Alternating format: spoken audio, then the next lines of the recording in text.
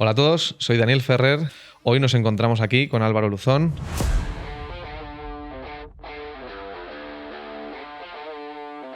Experto en marketing, amigo mío de hace muchos años, además.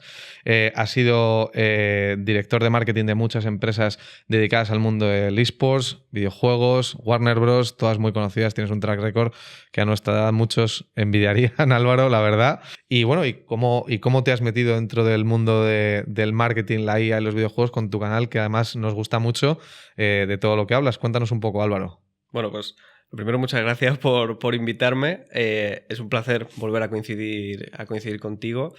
Y al final, pues es un poco por casualidad. Lo comentábamos antes fuera de cámara.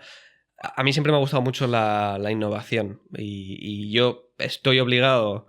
A ver, a veces cuento que es obligado, pero realmente me encanta también crear contenido, probar cosas, descubrir cómo funcionan las plataformas y contar historias. Al final a mí lo que me vuelve loco es contar historias. Yo empecé ingeniería eléctrica porque se me daban muy bien las matemáticas y la física en el instituto.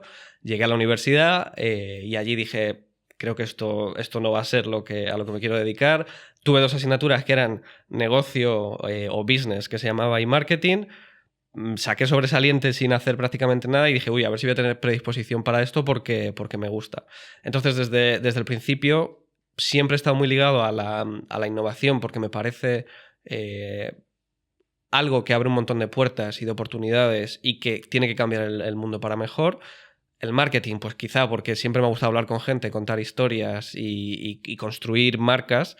Y los videojuegos, bueno, pues porque desde pequeño he jugado mucho a videojuegos, creé un equipo de eSports mientras estaba en la universidad, que eso es lo que... Sí, ahí nos conocimos. Es lo que inició todo. Sí.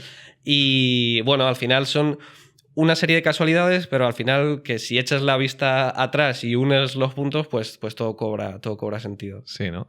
Bueno, y cuéntanos un poco, como este canal hablamos de IA, pero también estábamos hablando de que has lanzado un videojuego hace poco, aparte de tu canal, estás muy activo.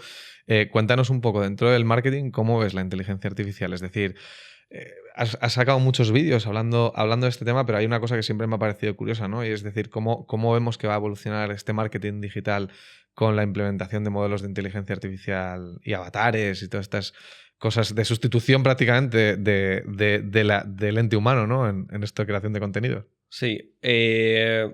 Es buena pregunta. Yo me imagino como el Doctor Strange, 1.000.000 de universos con 1.000.000 de opciones y solo hay una en la que ganamos, y yo me creé un canal precisamente por eso, porque yo creo que al final depende de nosotros que se utilice para hacer las cosas bien y que demandemos de los demás que esta tecnología se utilice para hacer las cosas bien, como ha ocurrido en el pasado. ¿Va a desaparecer la figura del marketer? Yo creo que no. Yo creo que la inteligencia artificial, por ejemplo, para nuestro sector es algo que ayuda mucho a optimizar procesos y a cortar tiempos de creación o de organización. Yo, por ejemplo, siempre hay un meme en TikTok que está el marketer y sale la gráfica, los números y tal, y el marketer, que es el unicornio, el arco iris. Yo me considero... Por obligación, al final, tienes que medir, tienes que estar en los datos, pero yo me considero que soy más un marketer de la esencia del marketing, que es conectar con las personas y resolver necesidades. La inteligencia artificial te va a ayudar a poder crear mejores relaciones, pero yo creo que yo siempre digo que las personas compran de personas y que las historias es lo que hace pues, que tú te posiciones y que te recuerden. Creo que la gente va a seguir demandando esa conexión humana. Y algo de lo que hablo en los vídeos siempre también es que de aquí surge una oportunidad, no solo para el marketing, sino para otro tipo de empresas o de industrias, especialmente las ligadas al entretenimiento o las que tú puedas construir algo con las manos, que es el sello hecho por un humano.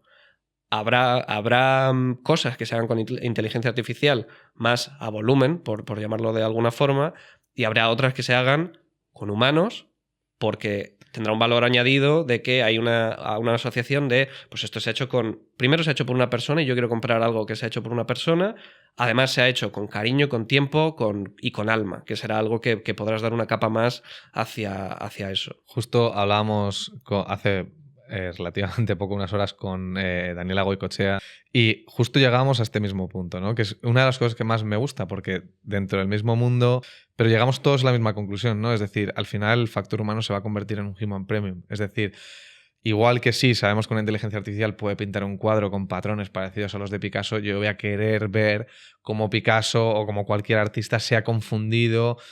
Justo hace poco nuestra directora de marketing me comentaba, ¿no? Un artista hiperrealista que no termina sus cuadros y que además deja como notas dentro del cuadro de pues tengo que comprar líquido para la lavadora, y dices, joder, es que es ese factor humano que muchas veces en esta campaña de desprestigio y demonización de la inteligencia artificial se nos olvida, ¿no? Es la imperfección del ser humano lo que nos hace humanamente perfectos. Eso y es que es muy curioso, ¿no? Dices, joder, una inteligencia artificial va a buscar siempre la perfección en el proceso, pero es que son esas pequeñas imperfecciones las que nos hacen realmente preciosos, las que nos hacen bonitos, ¿no? El error. Irónicamente, muchos de los descubrimientos de los seres humanos han venido de un error. O sea, la penicilina viene de un error. Y incluso el concepto de la radiación, como Marie Curie, viene de exponerse a algo que sin saber que era dañino. Y entonces yo creo que, como tú decías, al final el ser humano es absolutamente necesario.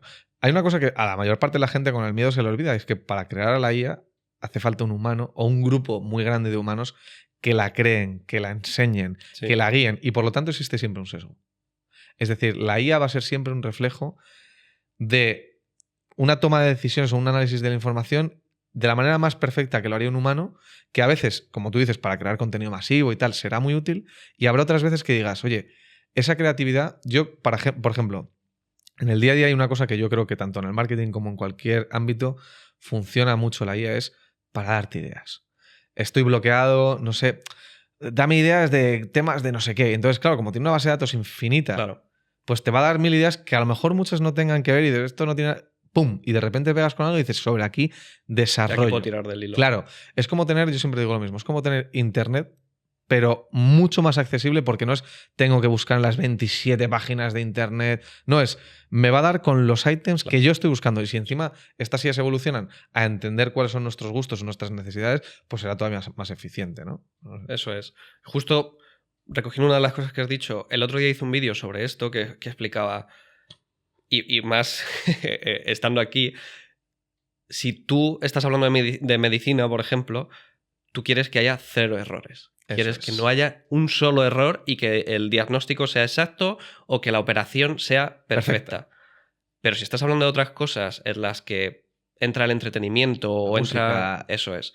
Tú buscas emociones, y a veces en la imperfección o en la historia detrás de cómo se construye lo que está pasando es como consigues conectar con la gente. Entonces, yo creo que hay ciertos campos donde buscaremos la perfección y la perfección es necesaria, y hay otros campos donde no la queremos, y usaba el ejemplo de no hay inteligencia artificial involucrada, pero sí hay mucha optimización, que era en la NBA, y enseñaba un gráfico en el que antes se disparaba desde cualquier sitio. Ahora, con tanta optimización, se dispara solo desde debajo del aro o desde el tiro de 3. ¿Qué está ocurriendo con la NBA? Que se está volviendo monótona y predecible. Mecánica. Y fuera de cosas que nos ponen en riesgo real, los seres humanos no queremos emoción, no queremos cosas monótonas y predecibles. Queremos la historia de el jugador que salió de su barrio con todo en contra, llegó y mete un tiro desde el medio del campo. Queremos a Michael Jordan saltando desde la mitad del campo, estirando el brazo para salvar el mundo de los extraterrestres. Es que es verdad, macho. Es que es una cosa muy curiosa. Y además esto dirigido justamente hacia el mundo de los videojuegos, que es un poco el campo que más tocas tú o que más has tocado en los últimos años en toda tu trayectoria. Dices, bueno, ¿la IA para qué va a servir? Desde tu punto de vista, ¿cómo lo ves? Porque yo muchas veces he dicho, bueno, pues para ayudar a programar, pero es que es esa creatividad la que no tiene que desaparecer. O sea, claro, yo no quiero tener que decirle a una IA, créame un videojuego que haga esto y que todo... No, yo quiero ese esfuerzo que lleva años crear un videojuego, que justo nos lo contabas y ahora nos hablarás de vuestro emprendimiento, pero... ¿Tú cómo lo ves, la IA dentro del mundo del videojuego? Para nosotros es una herramienta muy útil para optimizar procesos. Porque, ¿qué pasa con el mundo de los videojuegos también? Que no hay una fórmula que tú puedas... O sea, hay una A, B y C de cómo se crea un videojuego. Pero hacer un videojuego exitoso, siempre mi socio y el CEO de la compañía, Vicente, siempre dice que crear un videojuego es un arte. Y es verdad, porque hay ciertas cosas dentro de la mecánica del juego, del arte, incluso del lore que construís alrededor del juego, que se tienen que alinear para que el juego sea exitoso de verdad. Tú puedes llegar a una inteligencia artificial y dime, hazme X juego con X features, y lo hará. La gente lo probará porque es la novedad, pero los videojuegos viven de que la gente siga jugando de la retención. Y para tener eso, no vale con la... Una IA te puede crear la estructura básica de un videojuego. Totalmente. Pero luego la visión la tienes que desarrollar tú. Pensar, predecir el comportamiento humano, que lo puede hacer la inteligencia artificial, pero al final necesitas un poco casi de arte de... Mira, es que el comportamiento humano yo creo que va a ir por aquí, por X, Y, Z, y voy a implementar esto porque es mi visión y lo vamos a hacer así. Y entonces alineas un poco todo eso y consigues crear un videojuego ganador. ¿En qué se usa ahora, por ejemplo? Pues que un programador, en vez de buscar en Google cómo se resuelve algo, puede preguntar a la inteligencia artificial directamente y en vez de tardar 1 hora lo ha hecho en 10 minutos. Los artistas pueden utilizar para hacer bocetos, storyboards, etcétera, la inteligencia artificial y reducir los tiempos también de esa creación. Entonces, y luego, que yo siempre lo digo, ya había inteligencia artificial en los videojuegos. O sea, Bueno, la IA, bueno, o la UI, como se llamaba antes, ¿no? La interfaz y cómo interpretaban siempre ha existido. Pero yo creo que es ahora cuando empezamos a verlo, no en la interacción con el videojuego en sí, que por cierto, a ver, muchas IAs dejan mucho que desear Sí, sí. en la mayor parte de los videojuegos, Sí, sí. que yo creo que es donde menos han invertido los creadores de videojuegos toda la vida. Y por eso los modders han hecho siempre esas IAs. Pero sí que es verdad que es lo que tú dices. Y me gusta porque va al hilo de lo que siempre digo, ¿no? Que no va a desaparecer el ser humano. O sea, el miedo de todo el mundo siempre es que van a desaparecer puestos de trabajo. Y dices, a ver, como toda revolución, Claro. siempre hay algunos puestos que desaparecen para crearse otros nuevos. Pero en este contexto, el mundo del videojuego, yo, por ejemplo, no veo que vayan a desaparecer ni creadores, ni programadores, ni... Yo siempre hablo con la gente y les digo que intenten hacer cosas que aporte valor de verdad. Ahora está muy de moda tener skills de alto valor y tal, que suena un poco como humo, pero al final tú lo que tienes que hacer es un gran resolutor de problemas. Totalmente. Y hacerle la vida más fácil al resto, ya sea dentro de una compañía o en la vida. Cuando llega una tecnología que optimiza mucho algo, la gente que hace trabajos que aportan menos valor, es decir, que las soluciones que resuelven son menores, son las primeras que se suelen ir. Que esto me lleva, he pensado en los abogados por un momento, porque no es solo gente que haga trabajos mecánicos o manuales, sino gente que antes que estaba resolviendo cosas porque había que tener un conocimiento muy alto, y ahora con la inteligencia artificial en 2 minutos puedo tener todas las respuestas. Totalmente. Pero ¿qué ocurre con esto? Que al final tú lo que necesitas es concentrarte en resolver problemas. Totalmente. Y la inteligencia artificial hará que desaparezcan algunos trabajos, pero la inteligencia artificial, y para mí Internet, que es la revolución que ha habido desde la revolución industrial, puedes aprender cualquier otra cosa. Yo creo que la mayoría de los miedos, que no entiendo por qué la gente joven lo está teniendo, en alguien de 50 o 60 años lo entiendo, sobre todo si le quedan algunos años de trabajar y su puesto se va a ver afectado. Esa gente sí que está acostumbrada, aprendía a hacer una cosa y podía tirarse 60 años haciendo solo esa cosa. Totalmente. Porque el mercado no cambiaba, pero nosotros nos hemos criado en un entorno y en una realidad en la que antes era cada 20 años, luego cada 10 y ahora cada 5 años hay alguna revolución tecnológica que requiere que te actualices. Pero lo bueno es que tienes las herramientas para actualizarte. Ese es el tema. Y es que además, una de las cosas que muy poca gente entiende es que gracias a la inteligencia artificial hoy en día vamos a poder aprender mucho más rápido y con nuevas técnicas que antes no existían. Antes, tú has hablado de Internet. El otro día yo lo ponía de ejemplo y dices, oye, vamos a ver, nuestros padres no recordaban estudiar sin ir a la biblioteca a buscar información para hacer un trabajo, no sé qué. Nosotros no hemos vivido esa época y nosotros ya nos recordamos una época en la que no tuvieras internet antes de que naciera internet, las enciclopedias digitales y tal para hacer trabajos. Pues es que nuestros hijos no van a recordar una época tampoco en la que no utilicen herramientas como ChatGPT o cualquier otra para hacer preguntas rápidas y que les desarrollen unos pequeños análisis que ellos luego adapten a su forma de pensar, a su forma de ser. Es que, o sea, antes se premiaba más ser capaz de recordar y retener información, yo creo. Ahora yo creo que lo más importante va a ser saber hacer las preguntas correctas y saber qué hacer con las respuestas. El CEO de NVIDIA decía que el auge de la inteligencia artificial son, entre comillas, malas noticias para la gente de matemáticas. Lo que hablábamos antes de necesitas una barrera de entrada, o sea, si hay una barrera de entrada muy alta porque necesitabas una especialización en algo que no todo el mundo puede tener, la inteligencia artificial va a ser capaz de resolver problemas matemáticos muy complejos de forma muy sencilla. Pero decía que la inteligencia artificial también es muy buenas noticias para la gente que es capaz de hablar bien y ser capaz de tomar ideas y hacerlas pasar de una idea a un concepto o algo material. ¿Por qué? Pues porque vas a tener... O sea, ahora yo muchas veces me acuerdo de las profesoras que todavía en nuestra época decían: ¿no vas a llevar una calculadora siempre en el bolsillo? Pues no voy a llevar una calculadora, voy a llevar una superinteligencia que es capaz de resolver todo lo que me has planteado. ¿Qué está pasando en los colegios, por ejemplo, ahora? Que el approach a las matemáticas... Perdón, he dicho odio cuando digo palabras en inglés hablando en español, pero estudié en inglés y todavía me sale algo. Las matemáticas se están estudiando como... Creo que es el método... No sé si se llama el método suizo o el método de... Bueno, es un método. La matemática es una herramienta para resolución de problemas, para que se programe tu cerebro a afrontar los problemas con una serie de herramientas. Es un método de razonamiento. Nos enseñan pero es que esto es importante, macho, que nos enseñen a pensar. Es que has dicho una cosa que para mí es clave. Mira, has puesto el ejemplo de las calculadoras. Pero es que antes de que nosotros conociéramos el concepto de una calculadora, la palabra calculadora era una persona que calcula. Calculaba, ¿sabes? Sí. Entonces, de hecho, hay una película muy famosa sobre las calculadoras que llevaron al Apolo 11 a la Luna y todo eso.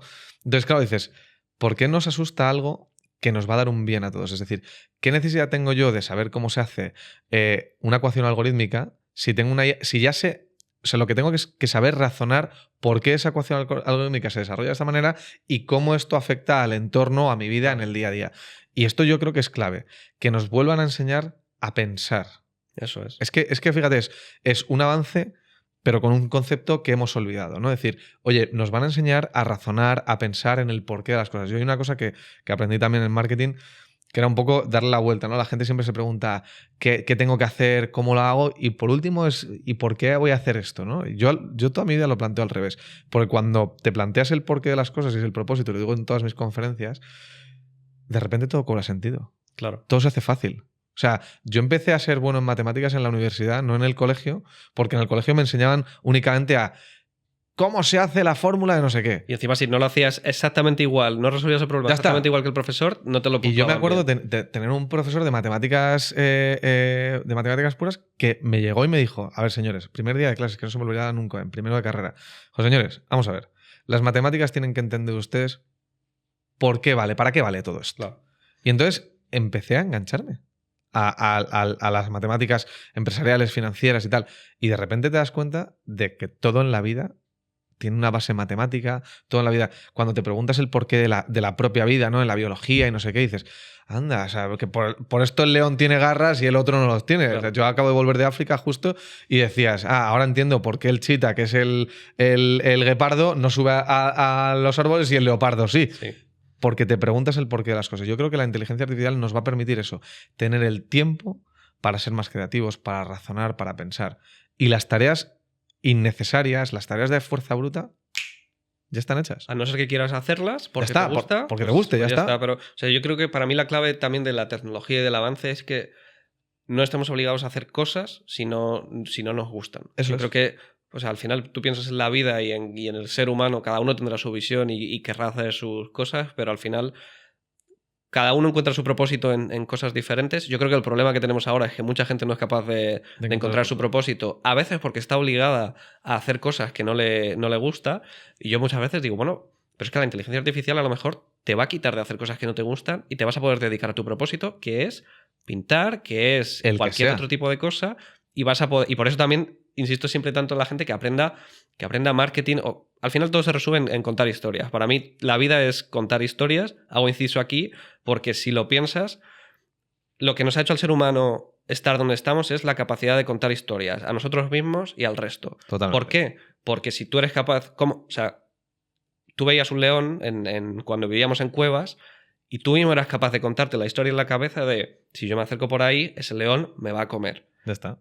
Y lo evitabas. ¿Qué pasa? Que luego tú le contabas a otra persona cómo era al final otra historia. Eso Entonces, para mí, las historias y ser capaz de contar buenas historias es la clave para conseguir cualquier cosa en la vida. Ya sea convencer a alguien de que invierta en tu proyecto o emocionar a alguien para la parte más aspiracional. Si eres capaz de contar buenas historias y entender el porqué, al final también tú hablabas del porqué. En marketing siempre hablamos de que a la gente le tienes que contar, no tienes que vender, le tienes que contar cuál es el resultado de utilizar lo que tú le estás presentando. Y al final contarles cuál es el resultado no deja de ser explicarles el por qué. Ya está. Es el resultado es la respuesta al... ¿Por qué compras Apple? No por la cámara, no por la pantalla. Es porque tener un Apple te hace sentir mejor. Eres de una... Y ahora que dices esto, justo ayer leía que Nike se está yendo la cotización para abajo porque, y esto yo lo he vivido y lo he tenido que pelear siempre, a veces hasta el punto de decir, mira, es que yo estoy convencido que esto es así. Y si no crees que es así, no me pagues. Me voy. Ya está. Me voy. Hasta luego. Porque, ¿qué ha pasado con Nike? Que ha parado de ser una empresa que contaba historias en su esencia. Que Totalmente. No sé si recomiendo a la gente que vean la película Air sobre cómo ficharon a Michael Jordan. Buenísimo. Que ahí se va a entender muy bien la esencia de Nike. Ha llegado alguien de números, pero de números, como hablábamos antes, no de números que resuelven problemas, sino de números que están ahí y ya está. Y han parado de ser una empresa que construye marca a una empresa que se dedica al performance marketing o al resultado directo. Todo el mundo puede hacer un anuncio y todo el mundo puede bajar el precio. Totalmente. Pero no todo el mundo puede hacer una buena marca que conecta contigo y al final eso es lo que hacen que te compre la gente. ¿Ves? Mira, y aquí es donde viene un poco también la utilidad, desde mi punto de vista, de la inteligencia artificial. Aprender a entender al público. Es decir, el público va cambiando y además los cambios cada vez son más rápidos. Es decir, la gente, ya no solo el hecho de que queramos consumir contenido muy rápido, sino que hoy nos gusta una cosa y mañana nos deja de gustar. Hablábamos del tema de los videojuegos antes y de cómo las herramientas de IA nos ayudan a entender al consumidor. Y es que es verdad. De hecho, la industria del videojuego lleva ya un par de años en crisis muy gorda, precisamente porque se pensaron que creando videojuegos AAA ya está, esta era la panacea, entonces iban a colmar el mercado y lo que no se dan cuenta es que lo que nos gustaba a los jugadores originales de videojuegos es que salía un AAA al año. Claro. Uno. Entonces, el resto era juegos que te comprabas porque te divertían, pero era ese juego en el que le dedicabas 40 horas todas las semanas, que parecía que era un trabajo lo que tenías sin darte ni cuenta. Entonces, aprender a entender una base de datos tan grande como tenemos hoy en día acceso desde foros, internet, en cualquier lado, incluso en las propias reviews que hace la gente del videojuego, aprender a entender todo eso y decir qué es lo que está buscando hoy en día la gente este año en concreto, este año que es cuando yo saco mi videojuego, cómo adapto mi campaña de marketing y el desarrollo de mi videojuego para adaptarme a lo que la gente está demandando. No tanto al videojuego en sí, sino cómo hago para vender mi videojuego. O sea, ¿cuál es la tendencia? O sea, eso es, al final es... O sea, por ponerle un ejemplo práctico, antes, si tú querías hacer una persona que te va a construir el personaje o la persona que te iba a comprar tu producto, necesitabas dedicarle muchísimas horas leyendo a cuáles son las tendencias, una persona de 40 años que vive en Europa, que es un hombre y que... Encuestas, claro. No sé qué. ¿Qué pasa? Que ahora tú puedes ir a ChatGPT, por ejemplo, y decir, mira, quiero que me construyas una persona, o este personaje, con esta serie de características en base a las tendencias y los datos disponibles ahora mismo. Y en 10 minutos lo tienes. Y la clave, o sea, mucha gente se pensaba que lo difícil era construir a la persona y en realidad no era lo difícil era lo que más tiempo te consumía. Eso es. Lo más importante es, una vez tienes esos datos, ser capaz tú de pensar y ejecutarlo de forma correcta. A mí hay una cosa que me gusta mucho que dice Gary Vee, que es... al final tú lo que tienes que hacer es, vale, tú te has construido esa persona y has visto esos datos y luego lo que necesitas es llegar a donde tiene la gente la atención. Y Gary en uno de sus libros explica que la mejor forma es ir a la calle, ir al metro, donde sea, y fijarte si ese chaval de 20 años, que es mi objetivo de mercado, le quiero vender, voy a observarle en el metro durante 10 minutos a ver qué apps tiene en el móvil. Si deja el móvil o no deja el móvil, si habla con sus amigos, cómo va vestido, si va escuchando música, a ver si consigo escucharlo. Al final ahí está la clave. Y con la inteligencia artificial he conseguido construir algo que antes me llevaría horas, pero que al final no era lo esencial del todo. Totalmente. Entonces puedo dedicar el tiempo a lo que realmente, en teoría, me va a hacer obtener un mejor resultado. Estoy de acuerdo contigo.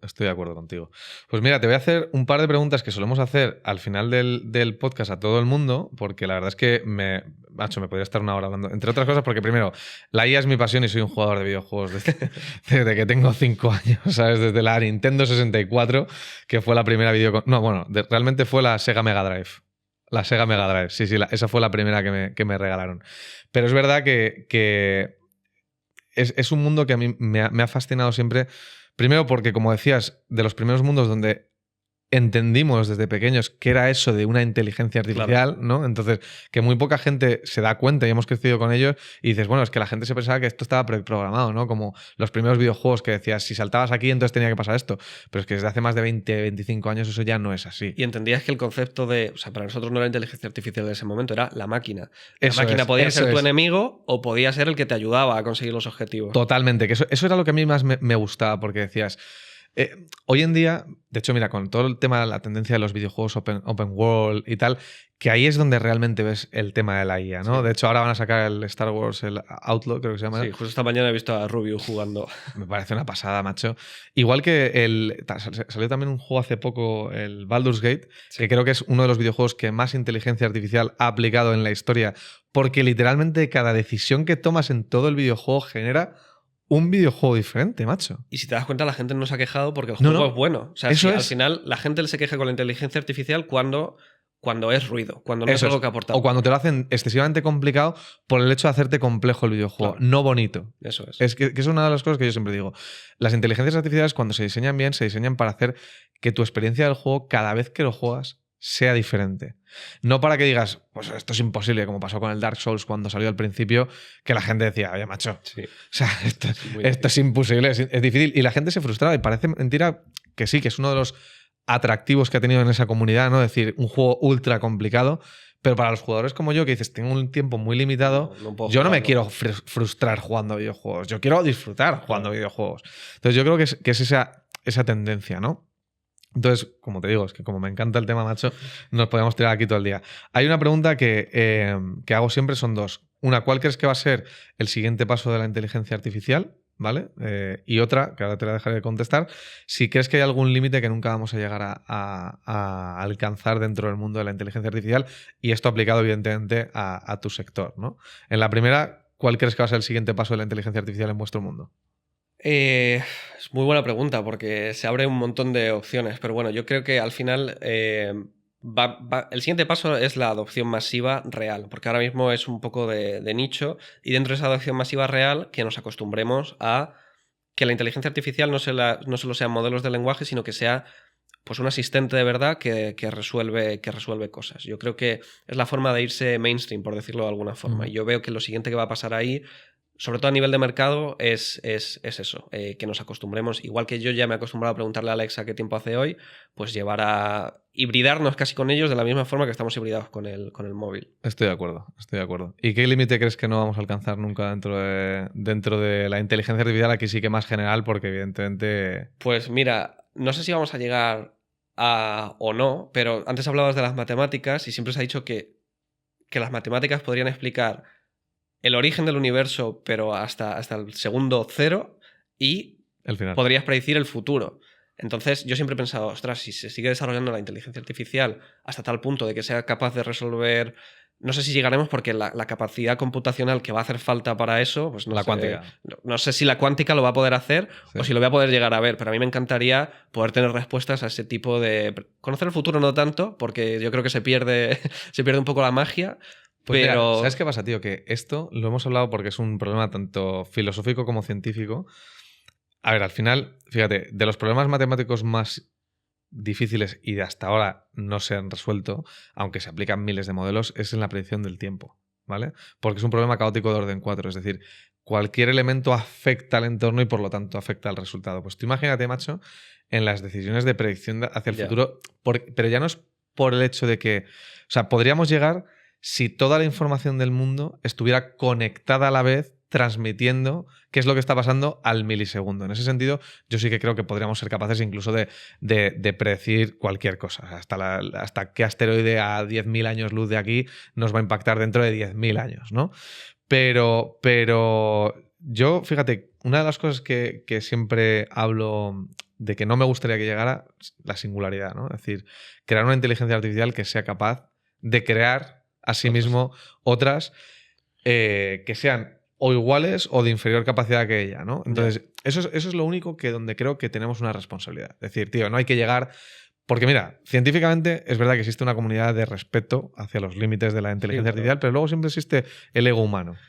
Yo por eso siempre digo en los vídeos que o sea, que aunque te asuste, hay que ir a fondo a conocerla, porque conociendo la innovación y la tecnología es la forma de parar los pies a este tipo de cosas. Hay por ahí, o sea, Elon Musk es uno de los que dice que como no tiene fe en el ser humano y que siempre va a haber agendas ocultas y tal, la forma de estar 100% seguros de que no va a ocurrir así es hibridarnos con ella y acabar siendo todos cyborgs. Así no será superior a nosotros, sino que seremos una raza nueva que ha potenciado por no sé cuánto nuestra capacidad. Te garantizo que coincido con él si no fuera porque él también tiene sus agendas ocultas, ¿sabes? Sí, y entonces, claro, dices, ya no, si yo me híbrido, por ejemplo, con el tema de Neuralink, que es una cosa que me fascina, como idea me fascina.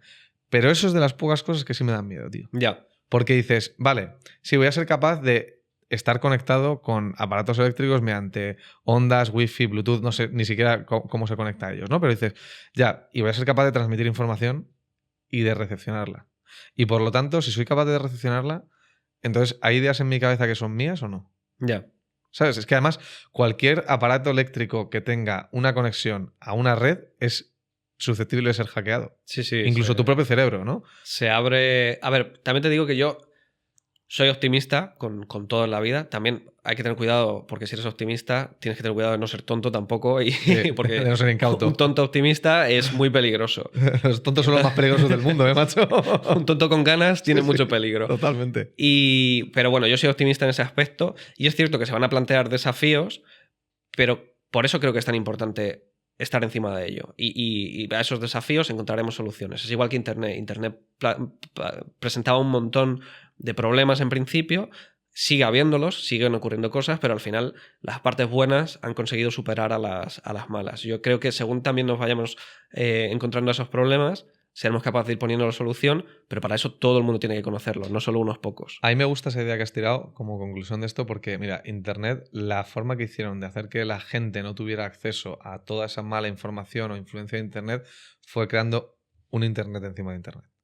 Es decir, claro, una capa accesible, sencilla, donde la información es tan abrumadora que la mayor parte de la gente del mundo no tiene necesidad de acceder a la dark web, a la deep web y a nada de eso, que es donde está esa parte del Internet que nadie quiere que se vea, ¿no? Entonces, esto abre un puente muy, muy interesante porque dices, oye, a lo mejor lo que tenemos que hacer es crear plataformas de inteligencia artificial accesibles, sencillas, y que no den acceso o no den pie al mal uso de la inteligencia artificial, ¿no? Y explicar qué es el mal uso. Para que, eso es clave, hoy en día macho. todo el mundo sabe... Si ves Internet, tú sabes lo que está bien y lo que está mal. Sabes quién está entrando en la dark web para construir una bomba o hacer otro tipo de cosas todavía más turbias. Con la inteligencia artificial es igual. Si no la conoces, no sabes o no entiendes qué está bien y qué está mal. Es que yo creo que la educación de la población en general, macho, es importante. A mí me hubiera encantado que me dijeran desde pequeño, como nos han dicho, que las drogas son malas, que las no sé qué. O sea, nos han enseñado qué cosas de la vida son malas y qué cosas no hay que tocar. Luego, hay quien es libre y le gusta hacer cosas raras. Pero por lo menos tenga la información. Pero tienes la información. Entonces, al final,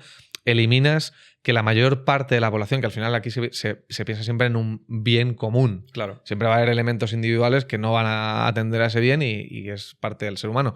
Pero sí que me gusta esa idea, Álvaro, y agradecerte que hayas venido hoy a nuestro canal y decirte que, bueno, pues espero que siga evolucionando muy bien tu videojuego, que nos invites cuando hagáis un super lanzamiento, claro, sí, a verlo. Y un placer tenerte hoy aquí. Igualmente. Con nosotros. Muchas gracias por invitarme. A ti siempre. Y ya te he dicho que admiro un montón lo que estás haciendo, así que yo creo que hace falta más gente como tú para cambiar el mundo para bien. Sí, la verdad es que Cardia es el de todos los proyectos en los que trabajo, en el que dedico el 98% de mi tiempo, bueno, no te voy a decir que no. Y además es un proyecto ilusionante porque todo, ¿no? Videojuegos, todo tiene su parte de ilusión, tiene un fin económico, pero cuando el propósito, que es lo que hablábamos antes, es salvar vidas, o ayudar a salvar vidas, mejor dicho, porque yo siempre digo que la inteligencia artificial tiene que ayudar a que el profesional haga mejor su trabajo.